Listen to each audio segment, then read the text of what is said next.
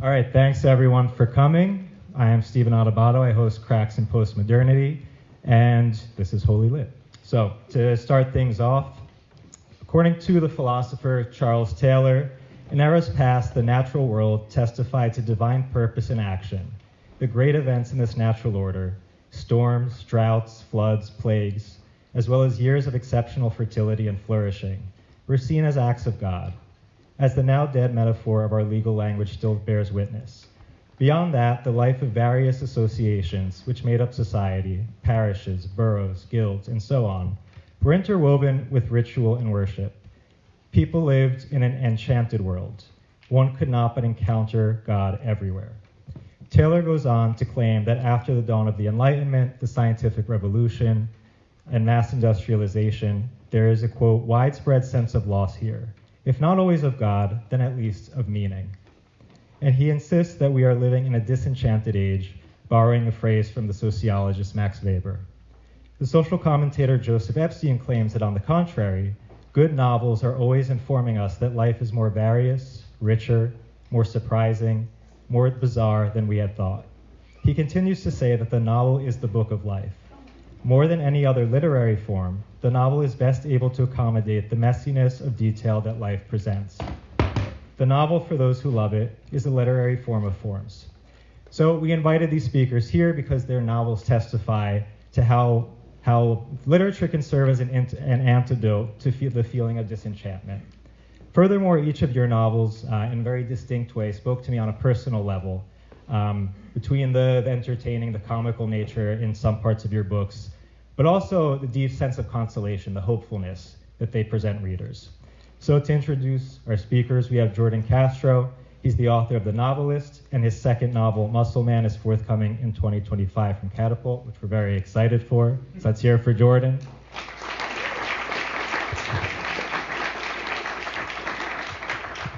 And next we have Matthew P. Binder. He's the author of the novels Pure Cosmos Club, which is his latest, The Absolved, and High in the Streets. And he is also a primary member of the recording project Bang Bang Jetaway. Is that right? Bang Bang Jetaway. So let's hear it for Matthew. And lastly, we have Tara Isabella Burton. She wrote the novels Social Creature, The World Cannot Give, and most recently, Here in Avalon, as well as the nonfiction books Strange Rights and Self-Made. She's currently working on a history of magic and modernity to be published by Convergent in late 2025, which we're also looking forward to. Her fiction and nonfiction have appeared in the New York Times, National Geographic, Granta, The Washington Post, Wall Street Journal, and many more. So let's hear it for Tara.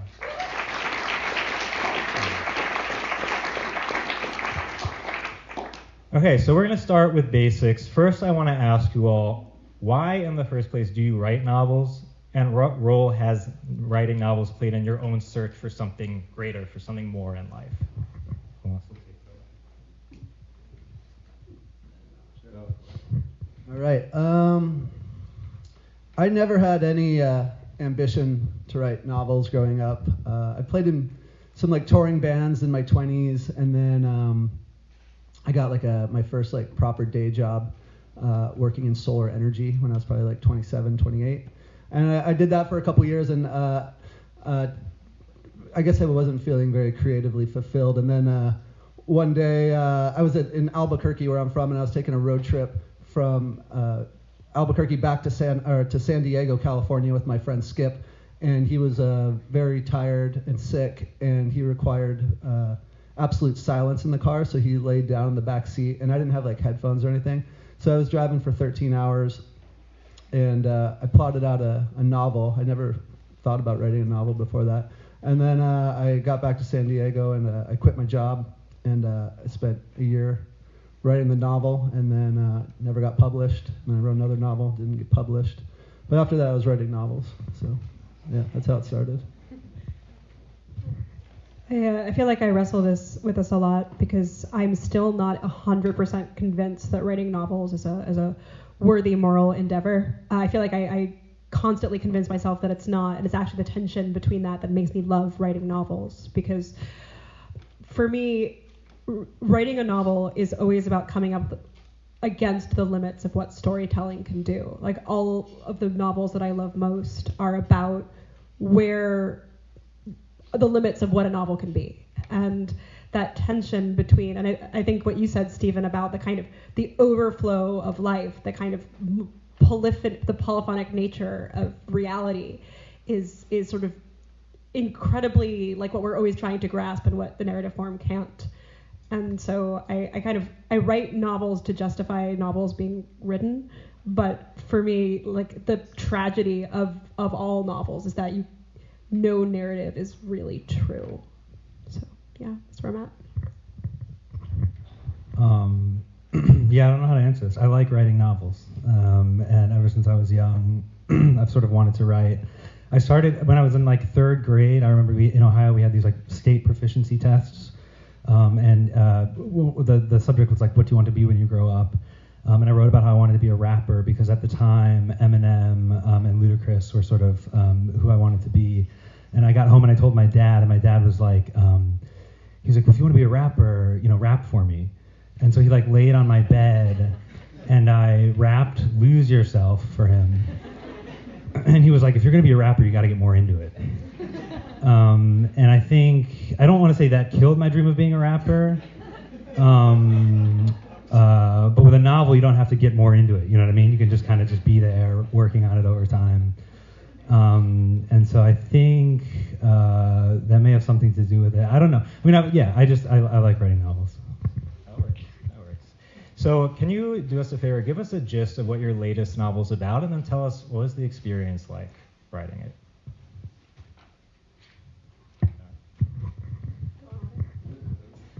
So my latest novel is called Here in Avalon. It just came out a couple of weeks ago. It's about two adult sisters in contemporary New York City who one by one fall under the spell of a mysterious immersive theater cabaret troupe that may or may not be a cult. And it's really about the search for enchantment and all that stuff. So thematic. Writing it was awful. Writing it is the most miserable thing I've done my entire life.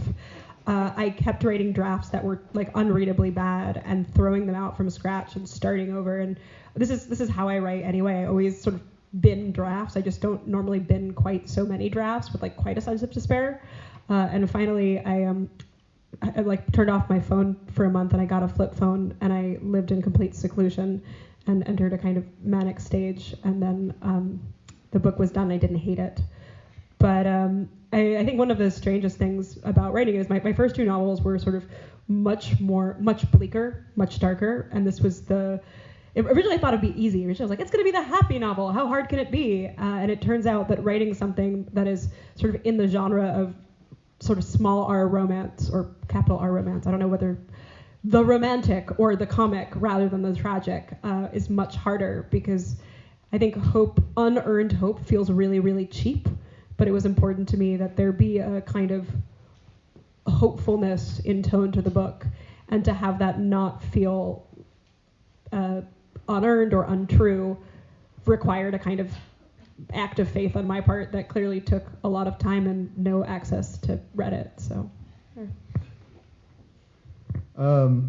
My last novel is called Pure Cosmos Club. It came out last summer. Roughly, it's sort of about a struggling painter in New York whose sort of friend nemesis is also an artist but happens to be like the son of like a billionaire hedge fund manager. So of course that guy's art career is going great. And the struggling artist meets like a new age guru type at a party in the Hamptons and sort of falls under the influence of this guy. And this guy, the guru, is sort of using him to get to the rich kid. And I guess the experience of writing it was I had moved to New York, and I had lived in I'm from New Mexico. I lived in New Mexico for a long time, and I lived in San Diego. And I just didn't have in my prior life, I just didn't have like any exposure to like Manhattan and big art, big money, big culture. And I guess I started dating this woman who was like very high up in like luxury fashion, and so I was sort of thrown into this world, and I was very curious about it, and got exposed to a lot of interesting stuff. And then I got fired from my job, and so I thought I'd make it good use of that time. So I started Pure Cosmos Club, and the experience of writing it was, I don't really know. I don't. It's hard to remember. I sort of feel like I wrote it in like a little bit of a fever, and so yeah, maybe as we get into this, I'll recall what it was like to write it. Yeah, my novel's called The Novelist, and it takes place over the course of a couple of hours, where this guy is sort of trying and failing to write, and keeps getting distracted by social media and things like that. And so, it contains a lot of different digressions and so on. And the experience of writing it, was kind of strange. I didn't set out to write a novel. It started as a sort of rant about one of my friends who became sort of possessed by, we'll say, ideology. The experience of writing it was sort of interesting because I started writing this thing, where I'm like chimping out on this guy that I know, and I'm just kind of like, oh yeah, feeling so self-righteous and all this stuff, and I'm like, I'm gonna pwn him in this book and whatever. And but the thing is that the novel became something totally other than what I set out to do. And one of the things, and I guess this is something that I like so much about the novel, is that like René Girard, a great Catholic thinker, has this idea that the first draft of novels is generally an attempt at self-justification, and that the great novelists, what they're able to do is sort of look at the draft that they've written, see how it's kind of self-justifying cope, and and then he says they're able to eventually kind of die to themselves and describe the evil of the other from within. So whereas before maybe when I was like in my case I was trying to just kind of I was just really like feeling great about just proving my ex-friend totally wrong. And in reality, I was like, okay, no, this narrator is sort of scapegoating this guy, and he has his own sort of insecurities or other kind of darker motivations lurking beneath, which is like animating the scorn. And so I think it was this this thing of like, Girard talks about certain novelists having like a novelistic conversion. And it really was this kind of thing. And the same thing happened in my second novel that I just finished too, where like I set out to write a certain novel, sort of confronted myself there, and then realized that I was, that something else was going on. So, and I really enjoy that or in retrospect, I think that process has been fruitful. So all of your novels have very distinct, very unique plots, but what I think they all have in common is the characters experience some sense of wonder, some sense of enchantment. So that's the theme of tonight's panel. Tara here in Avalon, Cecilia is attracted to this thing that might be a cult, might not be, we're not sure. But no, like the way that you describe the music that they play on this boat, the 1920s vintage costumes that they're wearing is a source of enchantment for her. In Pure Cosmos Club, Paul, he's an artist, so that for him is a source of wonder. But also he also meets a kind of cult-like figure who exudes this kind of this aura that draws him in. And with the novelist, it's interesting because this guy is just sitting at his kitchen table trying to write a story, keeps getting distracted by Twitter. But then the little mundane things that are part of his daily ritual kind of has a liturgical dimension to it. So when he looks out the window, sees the sun, brewing his coffee, even the pooping scenes, which, turns some people off. But when you look at it, some people have complained to me. I was not upset though. But in our podcast interview, we mentioned that there is an old Hebrew prayer after you poop, which is giving thanks to God for like the gift of the body functioning. So like even going to poop is something sacred, something full of enchantment. But something that I see mostly in Tara and Matthew's books, you have these characters who kind of feel outcasted from the quote-unquote normie world. They're problematic, they're weird, they have all these complexes. And you see that, I don't know, like what was really beautiful to me is that their fragility comes out, and rather than trying to construct these walls to protect themselves, to put up this facade and act normal, they kind of embrace it. And yes, they get into these kind of, problematic cultish groups. But again, the point is that like you're featuring these people who are fully human, who are fragile, who have their issues, but you're really giving them a space to explore that. So I'm wondering if you guys can comment a little bit on how the novel can be a tool for us to face our fragility as human beings, to not have to construct these walls and act like we got it all together, we got it all figured out.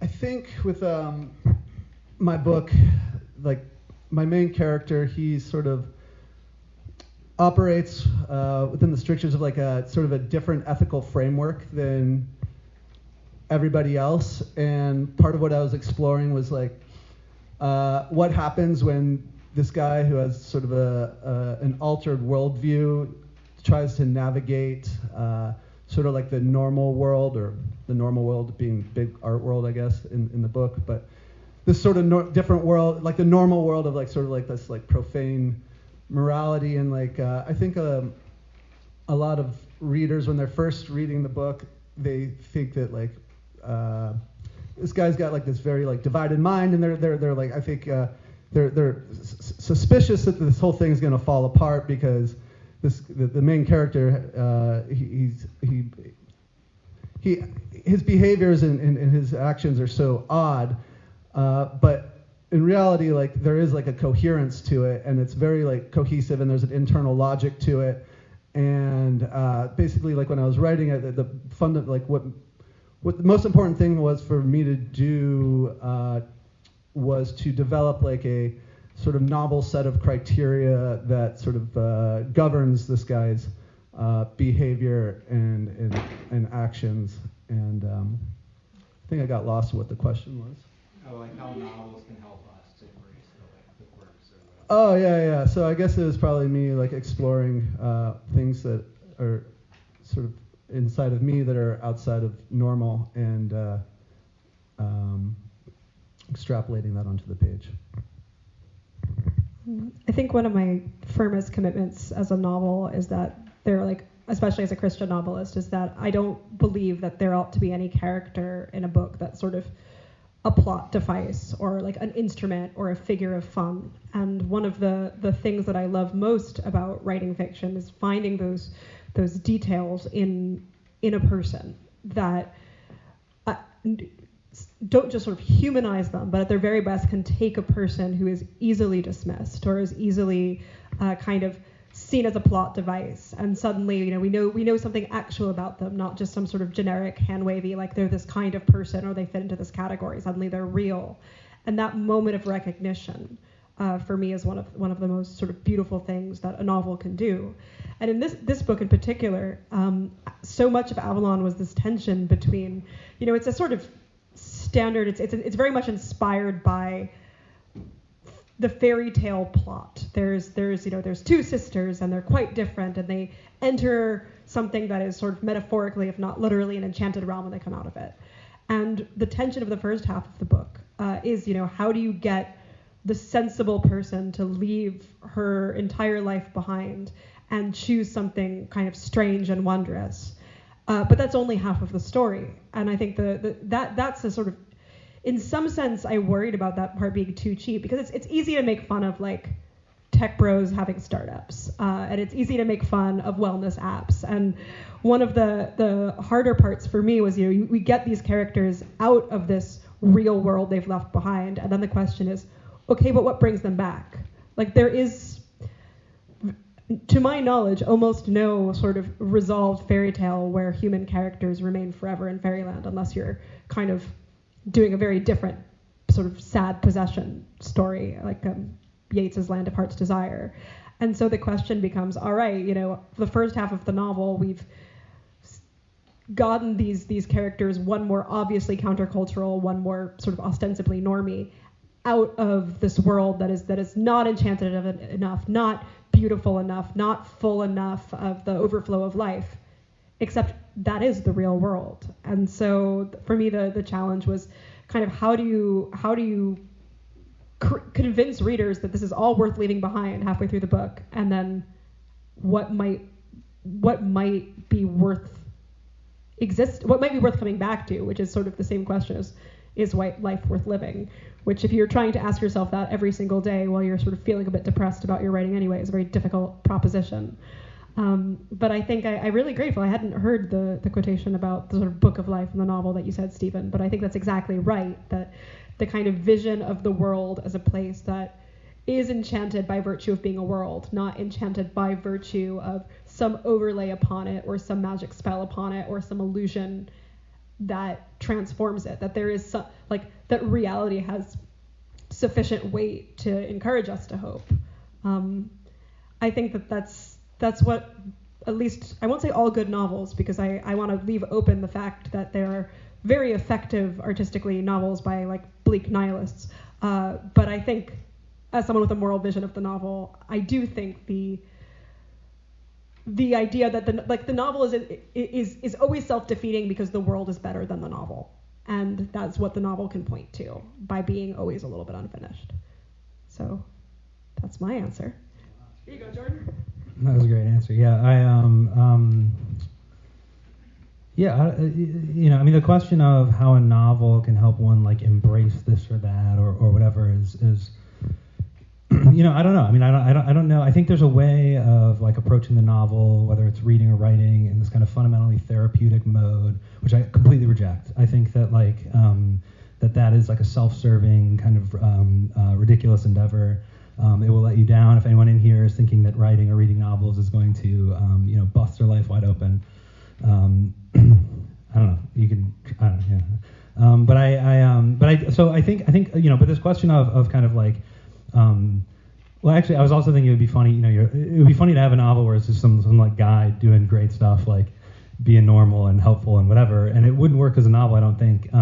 In part because, I think that there is, there's this tension between, on the one hand, writing realistically, sort of, you talked about not quite humanizing characters, but like, writing with grace or with, truthfully about kind of imperfections and so on. But I think that this can like sometimes tilt into a kind of like fetish for, one's faults or one's failings or something like that, and for me, like, what was interesting to try to do, some of my favorite novels are like, I would say they don't have wonder in them so much as like anti-wonder, like where there's Raskolnikov like hacking this old lady to death, or Newt Hampton's Hunger, where this guy is walking around hungry, self-sabotaging at every moment, but it's infused with this perspective that illuminates something about it, that can then teach us something about the world or ourselves, or something like that. And I've never in writing or reading kind of thought of the language of like outcasts or something like that. But I do love, there's a Pope Francis quote, where he says the Son of God became man, to show that the Son of God became an outcast to show that every outcast is a child of God. And I think that like there's something about the Christian story and Jesus in particular, sort of taking on human form and kind of like, milling about with the tax collectors and the prosties and so on. But infusing it with a kind of grace and a kind of divine perspective, that I think, I don't want to say I hope to attain that in the novel or something like that, or something that bold, but maybe I do, there's something there, I don't know. Yeah, and kind of continuing on this note about the outcasts, the kind of weird people that are sometimes featured in literature. I mean, right now when we look at the internet, you see this kind of juxtaposition between the normies, the NPCs, and then people who are whatever you want to call them, people who are red-pilled, people who are based, the BPD, art hose, whatever, all of the above. But a lot of this discourse is enshrouded in some kind of religious, spiritual language. I mean, you have some of it is explicitly monotheistic. Some of it is like kind of pagan adjacent. You have a lot of Nietzschean stuff, like the Nietzschean eschewal of rationality, conventional understandings of reason. So I'm wondering, can you comment on what do you see in this religious turn within in the internet discourse? What are some of the upsides? What are some of the pitfalls of it? What do you make of it?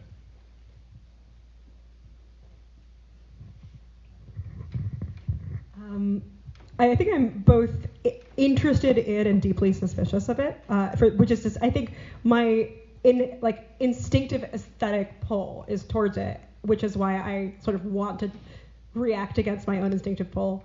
Again, as the fact that I'm a novelist who isn't sure about writing novels, I feel it's coming from the same place. I think the best version, the most charitable version, is something along the lines of the hunger for transcendence is real, the sense of a desire for connection to a reality that is sort of horizontal temporally, that there's a connection to sort of the past as something that is a well and a fountain, and a connection to the future that is not simply nihilistic. Like, all of these are deep, wonderful impulses that I think do come into relief in a so-called secular age, especially when so much of contemporary wider spiritual discourse tends to be of the like wellnessy, you do you live your best life, like your desires are what matters. I think there is something attractive and right to want to have a corrective that is,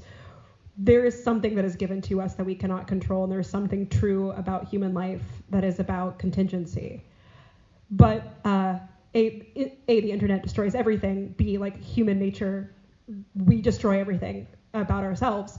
And I think that the kind of fetishization of something that is pragmatically like based or trad or whatever words you want to use to describe it, when it is liked for its own sake, I think the risk is that it becomes fetishized and also no longer bears relation to the more important question is this true?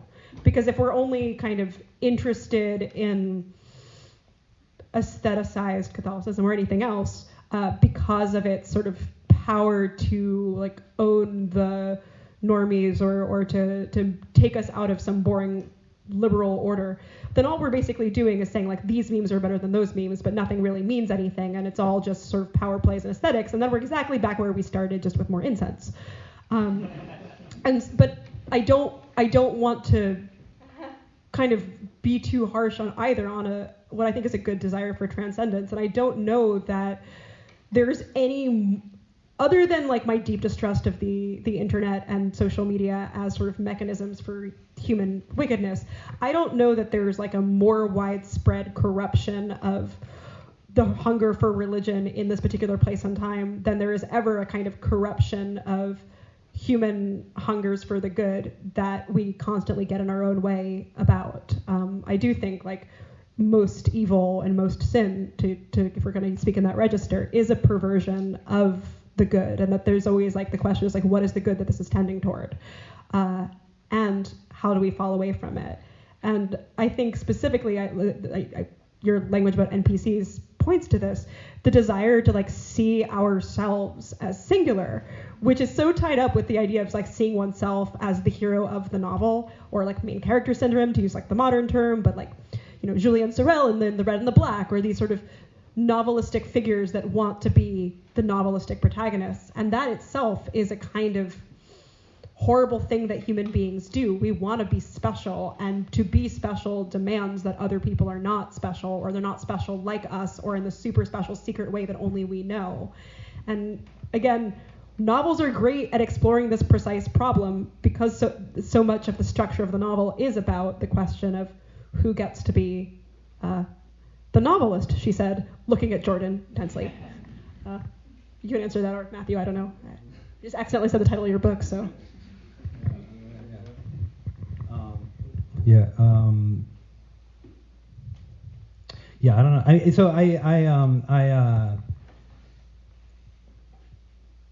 A lot gets said, I think, about the online discourse and this and that.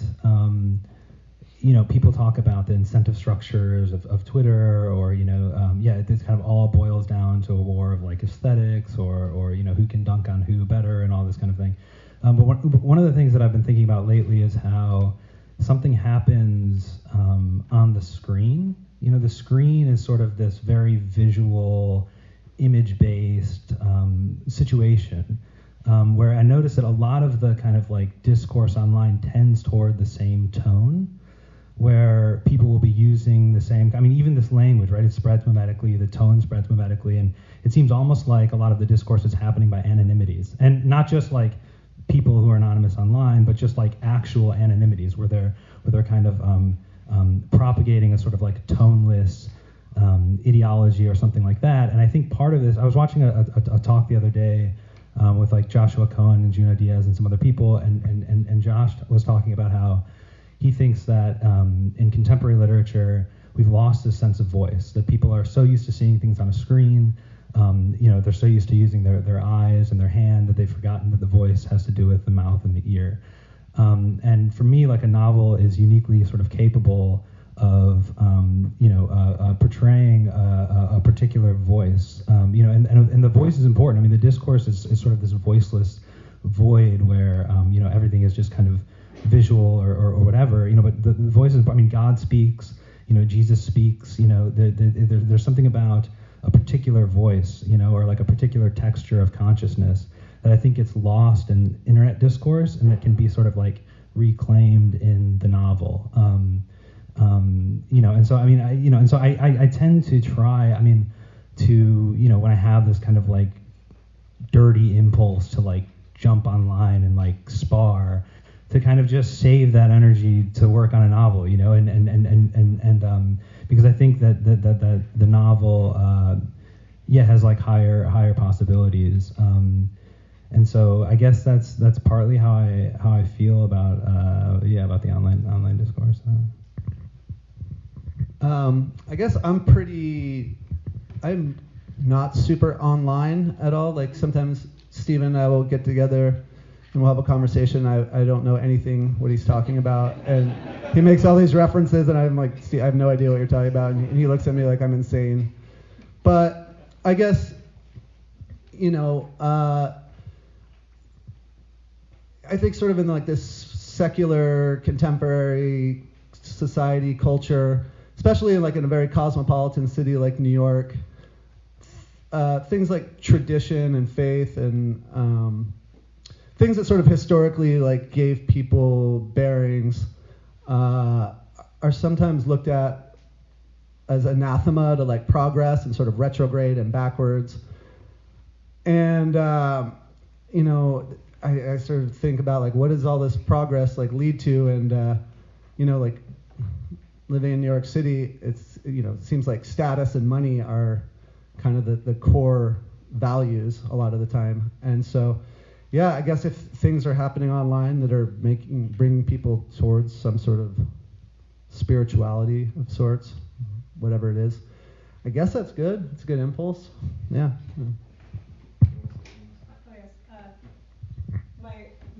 My concerns about the internet and spirituality, which is to say, I worry sometimes that the particular like architecture of the attention economy means that what we're dealing with is not just where we have obvious kinds of power. You can like hit the other guy because you've got a bigger sword, or you have more money, or what have you. And I do find it troubling, but interesting, that the kind of power discourse online is a kind of ability to shape reality, to have people want to look at the things you say, use the things that you say as part of their own clout building or clout chasing or what have you, such that there is a kind of power of storytelling that seems very specific to the online space. And at times I think that the power of shaping reality with words is the kind of demonic version, take that as literally as or as non-literally as you feel, of what storytelling ought to be. And I think coming from the perspective of being a writer, especially a writer who believes there's some kind of moral or even spiritual potential to the act of writing well, the idea that it's all like discursive Nietzschean power games, and whoever like wins the memes like shapes reality around them, does seem like, I don't think you can get away from the relationship between the kind of the posited good novel or the posited ideal novel, which does not exist, or unless you then want to go down the like Christian biblical route of that argument, but maybe I don't want to do that just yet. But then suddenly what the discursive norms of online reality do feel like a dark mirror of that attempt of is writing about storytelling about power or storytelling about an attempt, however imperfect, at getting to the truth. And those seem to be like at odds with one another as approaches to the very problem we're discussing. Yeah, I think that was a great point. When you were talking, I was thinking about how, even when I post or something like that, you're always kind of aware of, likes or responses or this or that, this kind of thing, molding it to get a certain response. And one of the things that I've thought about in terms of, at least the way that I write novels, is that, and especially when I'm doing first drafts or other drafts and so on, is that I try and write, like you're saying, with an orientation toward truth. And so what that means is that I'm less concerned about a pre-planned outcome. I think Simone de Beauvoir wrote about how novels are exciting because the characters seem free, and of course they're not free. They're in between two covers. But that one way that this is achieved is when the author themselves doesn't know, but the character sort of reveals themselves to the author as they're writing. And I think that, like, in any kind of speech act or in life in general, if I'm operating from a place of faith or of truth, then I'm not so concerned with manipulating others to specific ends of mine. And I think that you're right that the sort of architecture of social media lends itself well to the kind of like scheming that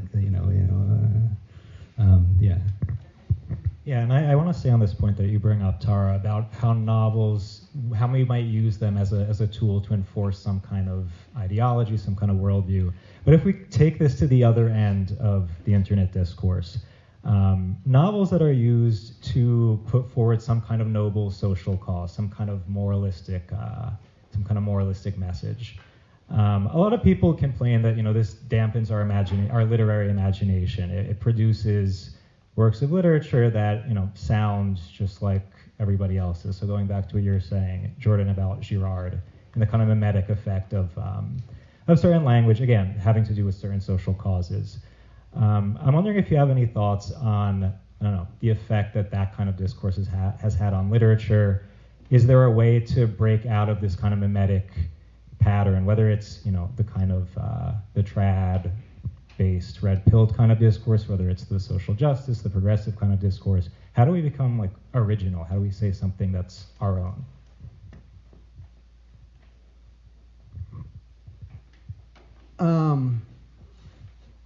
Yeah, I think a novel is not a device to, like, advocate for, like, a social cause. I think I read an essay by someone at some point. I think she called that kind of literature sanctimony literature. Becca Rothwell, sure, yeah. Yeah, I mean, any novel where it's like clear who the good guys are, who the bad guys are, an author who doesn't treat all his characters or her characters with tenderness and sympathy and has, is derisive and yeah, I don't think that's literature. I think that's propaganda and yeah. I'm struck because I want to, like, defend the moral quality of the novel, even though I think I aesthetically, like, recoil at the kind of sanctimony literature as a phenomenon that you describe. And I don't know whether one way of framing it is, like, a true orientation to, like, what is actually good, such that, like, a rightly ordered moral novel is a good piece of literature, and, like, a wrongly ordered moral novel is like a burlesque of that. But I think that there's definitely evil novels, let's put it that way. And I think that for me, what I would describe, like, under the category of the evil novel is something that uses the seductive tools of literary storytelling in order to create complicity with evil. And I think it's funny, a lot of the things I have in mind are actually kind of slight, they're examinations of this theme, so I don't know how I put them in this category, or even things like the short stories of Barbey d'Aurevilly, or these sort of vampiric 19th century tales where the storyteller is also a kind of, murderer, or seducer, or violator. But I do think, maybe Houellebecq. I really, really don't like Houellebecq. He could be a nice example of this. But where the kind of storytelling power is designed to kind of have us all giggle and smile and nod that we're better than other people and we know the right things and they don't. And perhaps I'm now talking myself round into sanctimony literature being a kind of version of that too. That if something that does exist to make us feel good about ourselves, that we're on the right side of a particular issue, whether it's sort of diabolically seductive and we're so happy we're not like those normies with their bourgeois morality over there, or we are so happy that we're not like those people with the bad political opinions. I think it is the same.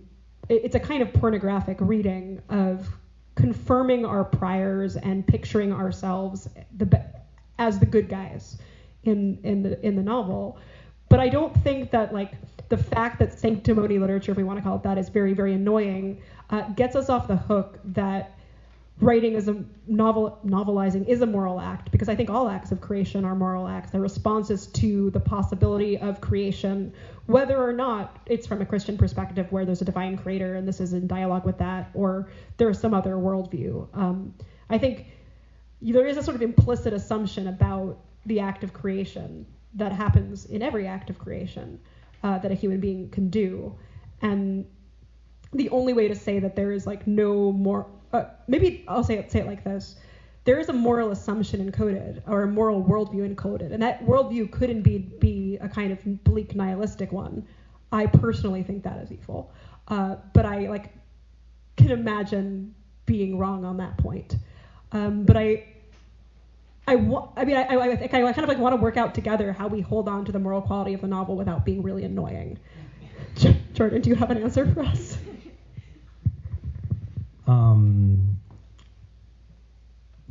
By writing well, you know what I mean? I mean, I think part of what's so annoying about this kind of, I like sanctimony literature as a phrase, but part of what's so annoying about it is just that it sucks as literature, And I think that there's been this weird move in the humanities, and in literary spheres lately where my friend Michael Clune wrote this book called The Defense of Judgment, and in it he talks about how many humanities scholars would feel uncomfortable saying something like reading Henry James is better than watching The Apprentice.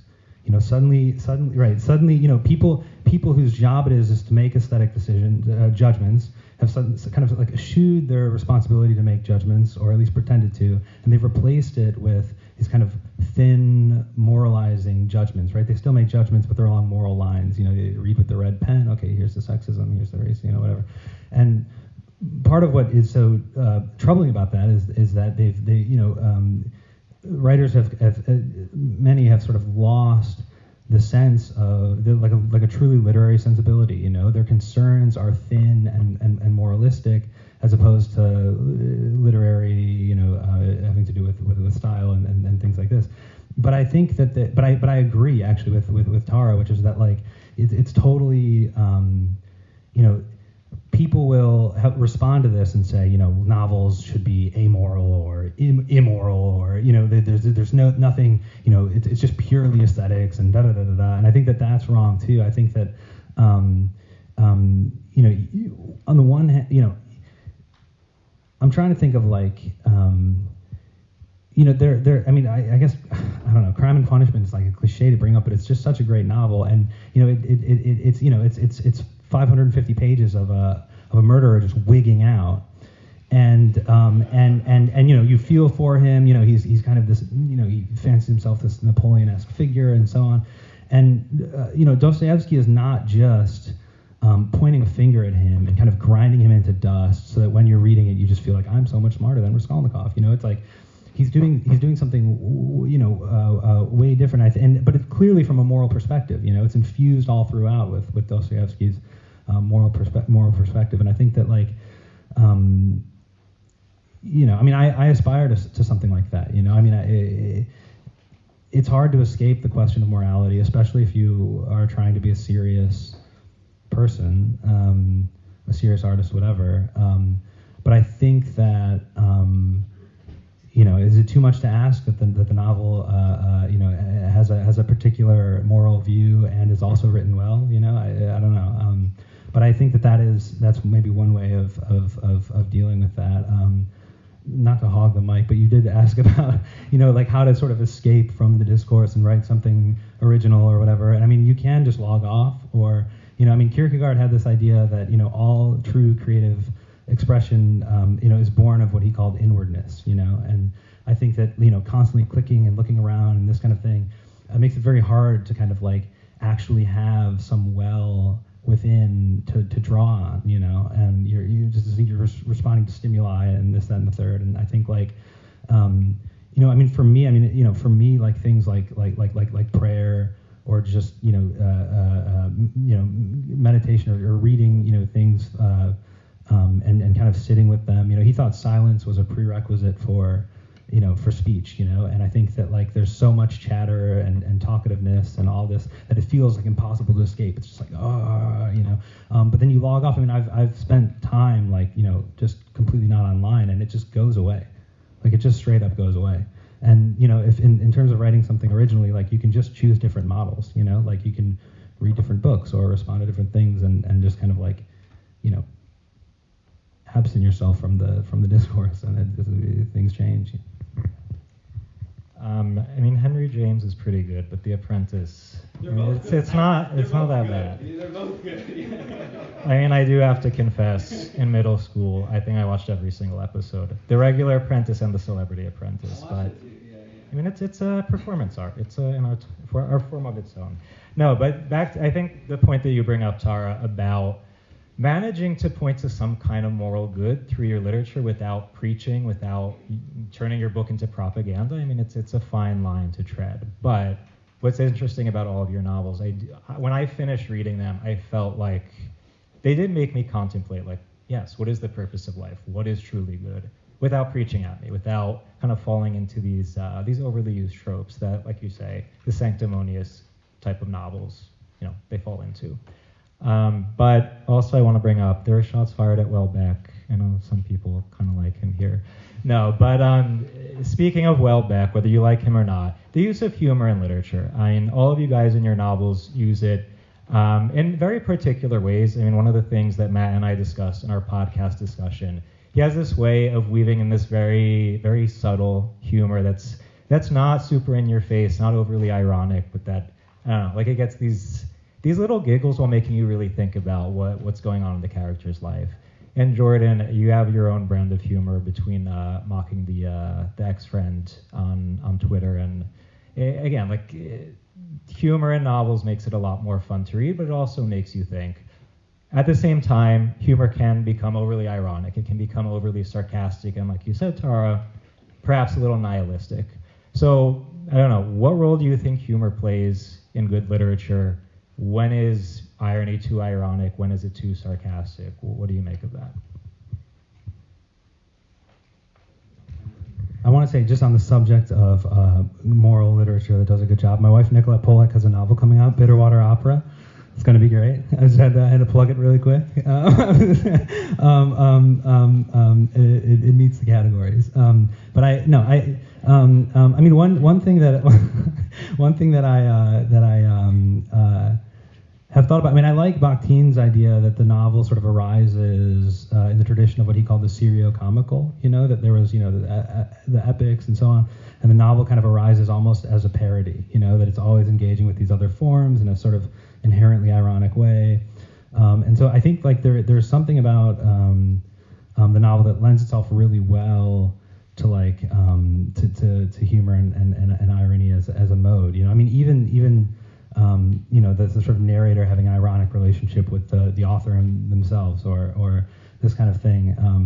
But I mostly just, I think part of it too is that like I do enjoy reading, and so and I like when books make me laugh, and not in a cheap way, but like they surprise me. There's something very satisfying about kind of being surprised and kind of laughing involuntarily. It's this like very visceral kind of thing, and I enjoy it. But I think I used to use it, I think, to some degree as a defense mechanism, but now I just like when a novel's funny, or yeah. Sure.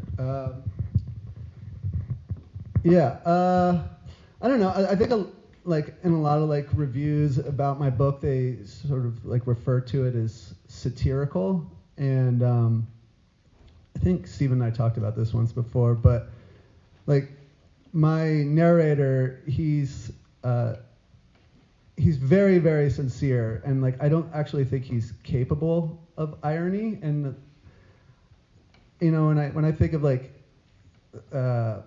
satire, I think of like, you know, using humor to sort of you know, criticize something and mock it. But I don't think in my book that I was attempting to satirize anything at all. I think I was trying to portray the world as it is through from like objectively from the narrator, who's he's got a little bit of a skewed worldview, but sort of lost my train of thought there, but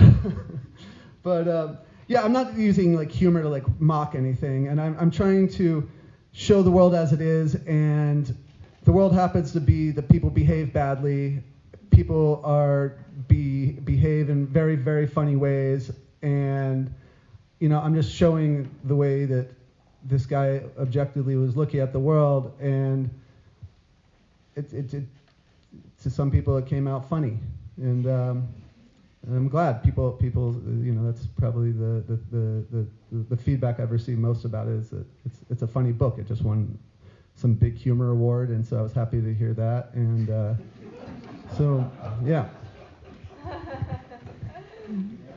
That's really cool. Yeah, congratulations, Matthew. Which humor award? Sorry, that's the worst time for you to change. Yeah, it's called the New York City Big Book Award, and there's a humor category. Awesome. Cool. Well, what I love about humor in novels is that just drinking your water. I don't know why it set me off. It's tragedies don't have humor in them the same way. Like the genre of the thing that is a tragedy, and I love a good Greek tragedy. Like there's something about watching that. Like I saw a production of Oedipus Rex last summer that was just like gutting, and yet as a phenomenon of experiencing like theatrical tragedy, it's unrelenting, it is bleak, it is a particular worldview that you are all in the moment. The novel doesn't afford that, which is not to say that there can't be tragic novels, but I think the precise going back to sort of my original thesis, which may or may not be completely wrong, that novels are about the insufficiency of perspective. I think there's like different ways that the voice of the narrator, that the sort of the authorial perspective, can see human frailty and human self-delusion. And one of them is sort of the like paradigmatic tragic lens, like you don't know yourself very well, and that is why you kill your dad and fuck your mom. And it's probably too late for that to end up okay. Probably. I don't want to rule that out as a like novelistic experiment. That sounds like a Mel Brooks joke, like Oedipus Rex, but it's a comedy. But I think that like with the novel, like this is what Jane Austen does so well. This is what George Eliot does so well. This actually Dostoevsky does this really well. He's really funny. Is the way in which self-delusion can have tragic results, but the mismatch between a like deluded person and reality is closer to like you've done something really stupid and your friend just like taps you on the shoulder and just gives you that look, and that relationship of author to character or of narrator to character can often be like the tragic recognition gets transformed into something that's not all bad in the world, but that self-delusion tends to make us worse, and the world is a worse place in most of our self-delusions. I think it's rare, or it's a very particular kind of generic in the sense of genre phenomenon, like the Holy Fool, that there are characters for whom the world is a good place that discover it's a bad place. And even then, like maybe Mishkin in The Idiot, but even then, I think the best novels are able to use humor to kind of expand the possibility of what can happen in the world rather than limit it to like the singular tragedy. Nice, that's great. as you were talking, it was I completely agree with everything you said. That was well said and brilliant. But I was remembering that I actually did a panel at the Brooklyn Book Festival called "Laughter Amid the Ruins." It was supposed to be about humor. And the people I was reading with were, this is no point to the story, but the people I was reading with were like reading, and everyone was laughing, and I had like no idea what was funny. And the whole thing was supposed to be about humor and literature, and the whole conversation was about how horrible climate change was and the rise of fascism and this and that. Nothing was this gravely serious situation, that they were all kind of like inhabiting or whatever. But I was like, oh, I did a panel about this, but I couldn't remember anything that I said about it. But that's my, anyway. Here's the mic back. It was fairly. No, I think to sum it all up, I think we just need to laugh more. I think we'd be a little bit better off if we took ourselves a little less seriously. And I think all of your novels kind of help us to do that as the reader. But I do want to go back to internet stuff, zooming away from the discourse and more just about screens, more broadly speaking. It's something, Tara, that comes up in Self-Made about, I don't know, like the kind of solipsistic attitude that extreme internet usage kind of brings out of us, and also for the novelist. He's constantly distracted by Twitter. So I'm wondering, I don't know, can you say something about the effect you think screens have had on our experience as readers, but also for you guys as writers? Like what do you see happening?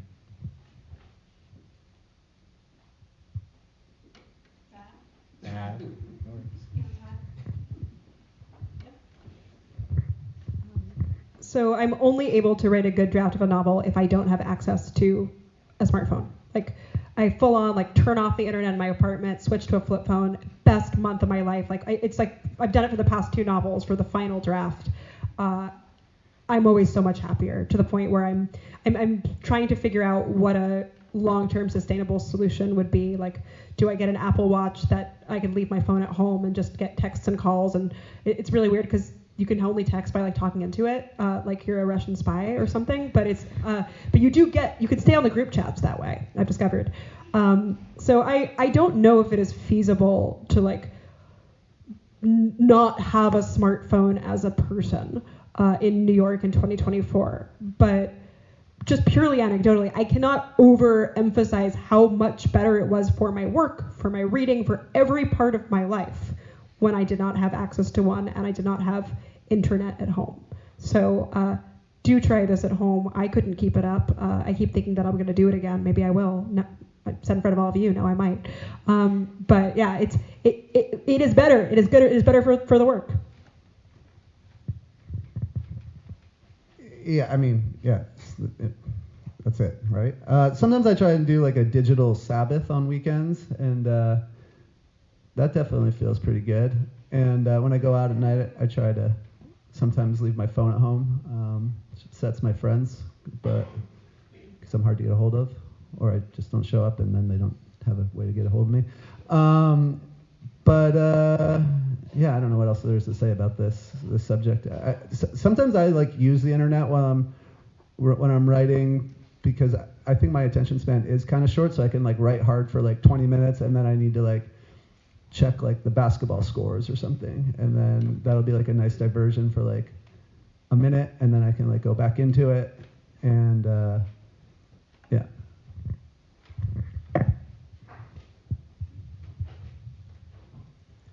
I'm trying to think. I wrote a whole novel about a guy who keeps getting distracted by the internet, basically. And I think part of that was, I obviously get distracted by the internet a lot, and I was able to just funnel it into some sort of productive thing or whatever. But also, I didn't go to school for writing. I didn't live here. I've been able to, the internet, all of the bad things that are said about it are basically true, I think. But that being said, I was able to meet other writers. I was able to publish young because of online literary journals. I've been able to kind of without having traditional access to various literary or academic zones, I've been able to do publish books and essays and things like this, because of the internet, and even things able to look things up real quick, or try and remember a word or whatever, or something like that, has been useful, I guess. I mean, the sort of shredding of the attention and so on is not great, and I've taken breaks from being online too. But it's hard for me to just completely knock it, because it's done so many, I mean, it's just practically speaking, done so many great things for me, and even for my writing, like, being able to read like different writers, back in the day, not back in the day, wasn't that long ago, but like, different writers' blogs or these kinds of things, or just like, knowing where to look and finding different authors. I mean, like all this stuff I did online, when I was young. And so for me, it has been a sort of, it's been both good and bad, but I am incredibly, recently I've been thinking about it, like, man, I'm like really grateful that like it was just able to like do all this stuff online, like make it happen, which has been great. Follow me on Twitter, Jordan@Jordan_Castro2. And without the internet, there'd be no Substack, and this wouldn't be happening. So it's kind of important. Does anybody have a flip phone? Who actually has a flip phone? Yeah. One? Okay. That's pretty cool. I'm jealous. Okay, so last question before we wrap things up. Let's talk about writing rituals. What's your writing ritual look like? What do you do?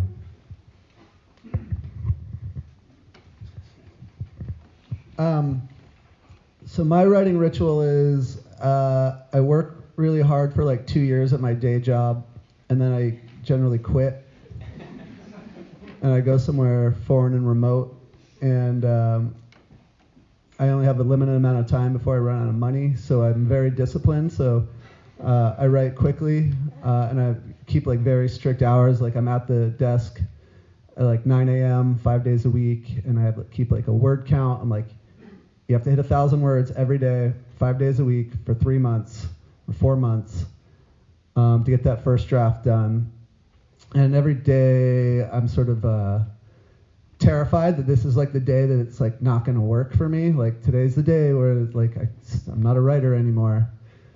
And like I'm not even really a big drinker or anything, but I literally at 9 a.m. usually have like a drink. Just to like ease me into it, because I'm afraid. I really do. And but I think like we were talking about like the spirituality aspect of it. I think when you get your butt in the chair and like do the work, that there is sort of this like I think the act of creation is sort of magical and a gift, and that like when you actually just sit down to do the work, there is some sort of like divine intervention sometimes that comes in and like bails you out. And I often think that like my work is like, when I go back and look at it, I'm like, this is beyond the sort of narrow limits of my abilities, and I think it's like the best version of myself is what's in the work. Certainly better than me speaking out loud. Yeah, so I finished Pure Cosmos Club probably 2 years ago, and I haven't written a word of fiction since then, because I really just do it in these like little bursts. So I've been in my money making phase, my time of making money, and I am leaving next week to go write a novel, and hopefully it works out. We'll see.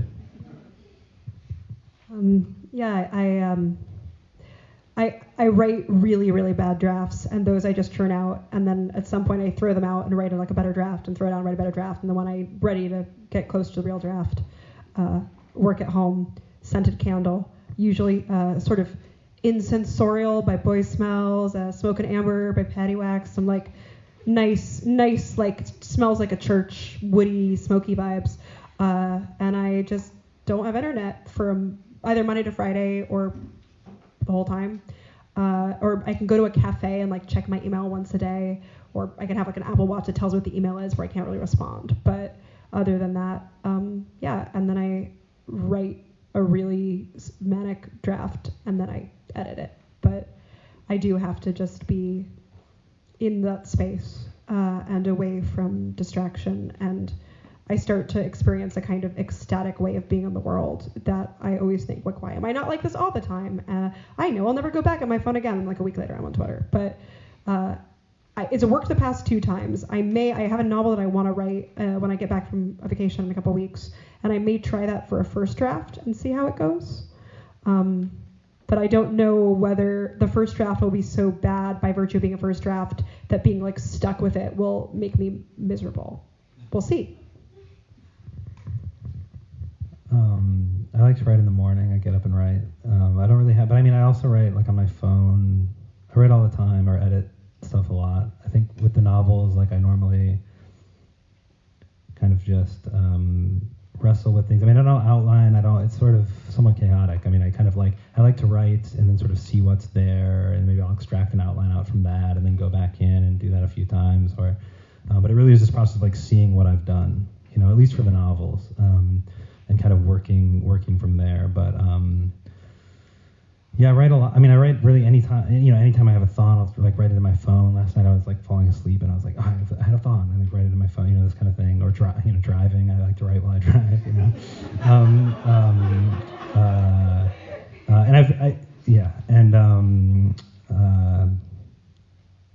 but the morning is kind of the sweet spot for me, at least especially like generative writing. Editing, because 98% of my writing is editing, and so like,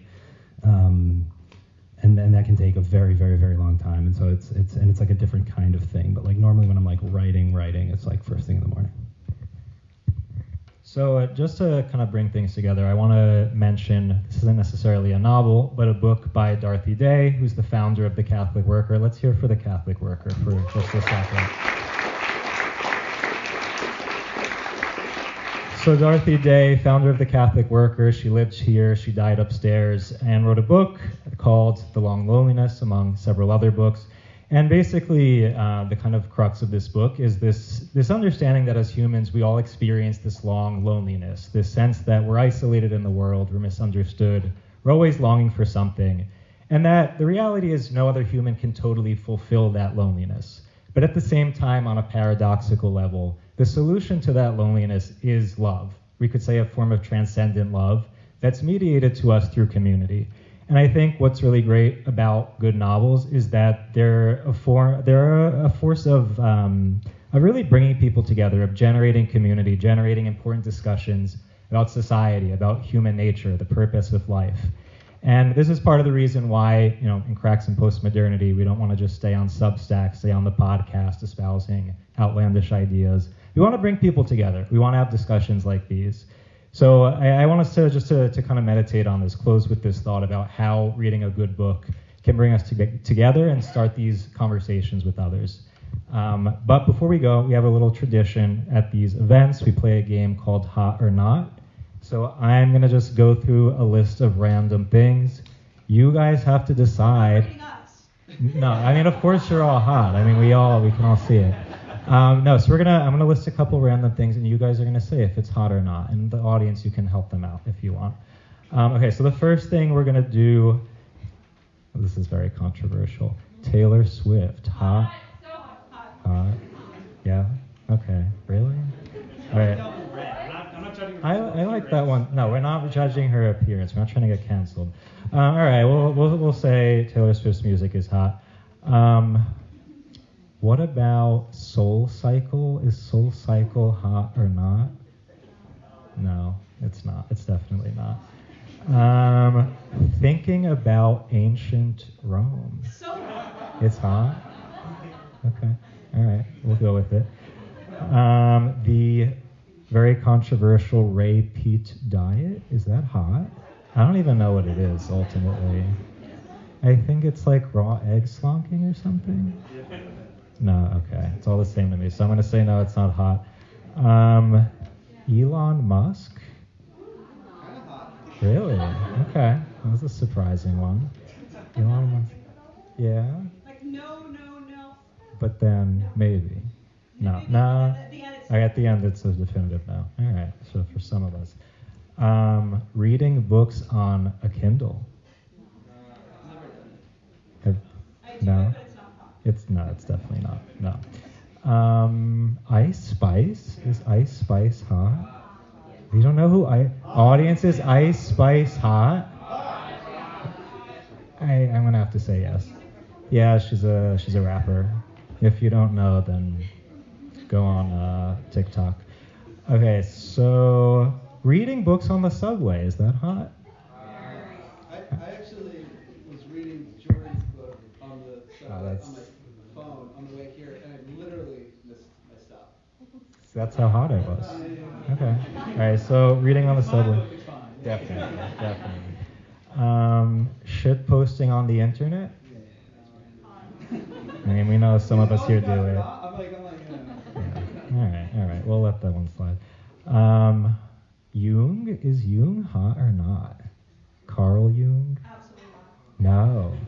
No. Jerusha's my authority on this sort of thing. She says no. No. Okay, Jerusha knows best. Freud? Is Freud hot? How do we feel about Freud? Yes, he is.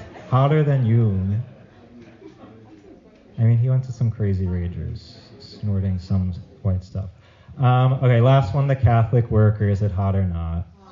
It's very hot. Let's thank the Catholic worker again. And let's thank Tara, Matt, and Jordan for coming out. All right. Get it. We had an assignment to bring our novels to not really sell. It's sort of like a suggested donation. Not even a suggested donation. You can make a donation if you want. I'm the only one who did the assignment and brought my books. So I have a box of them over here, and you can take them if you want to make a donation. You can find my Venmo. You can ask me. You can make a donation to me.